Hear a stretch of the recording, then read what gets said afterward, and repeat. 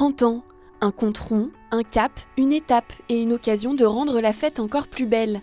Chaque été, depuis 3 décennies, le festival au bonheur des mômes secoue le village du Grand Bornand. C'est pas simple d'arriver à faire pendant 30 ans ce genre de festival et d'arriver à faire passer les valeurs qu'on fait passer depuis 30 ans et de ne pas prendre les gamins pour des imbéciles, de ne pas les prendre pour te mener à patte. Enfin, toutes les valeurs qu'on a mis dès le départ, on les a toujours, le droit à la différence, la tolérance, on a toujours les mêmes valeurs et par les temps qui courent, ça s'amplifie et maintenant ça devient, voilà, c'est sûr, et ça va être une grande fête parce que vu tout ce qui se passe dans le monde en ce moment, et depuis quelques années, n'est-ce pas? Il faut que justement on rigole un peu aussi et qu'on dédramatise cette situation. Dédramatisé en mêlant toujours l'esprit canaille à la poésie des saltimbanques. Une petite centaine de compagnies sera au rendez-vous pour assurer le show pendant cette semaine placée sous le signe de la magie. Il y a la nouvelle magie maintenant. Il n'y a plus la dame avec les paillettes et tout ça qui sort avec des plumes et tout ça. Non, c'est fini ça.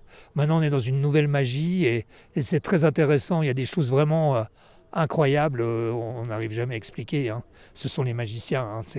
Voilà. Alors justement, dans ce monde-là, maintenant, voilà. Donc c'était important qu'on fasse quelque chose de magique. Nul doute que cette édition fera date dans les Aravis, avec notamment un événement très attendu, le colloque du mercredi 24 août, qui posera cette question: quels enfants laisserons-nous à la planète ? Et il s'avère que le Festival au bonheur des mômes a été en tout cas identifié par un certain nombre de spécialistes, psychanalystes, psychologues, notamment Sophie Marina Poulos, qui est autrice d'un rapport pour le ministère de l'Éducation et de la Culture sur ce risque lié aux écrans, comme un terrain de jeu extraordinaire, un festival qui prouve qu'on peut effectivement amener de la culture et des espaces de jeu, de vie différents pour les tout-petits.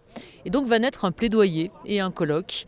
Quels enfants laisserons-nous à la planète? Ou comment nous, organisateurs, parents, grands-parents, pouvoirs publics, nous pouvons en tout cas être encore plus attentifs pour effectivement amener le meilleur à ces tout-petits. Ce colloque il va être important, ce plaidoyer aussi, il sera co-signé par des grands noms effectivement de la culture et de l'éducation.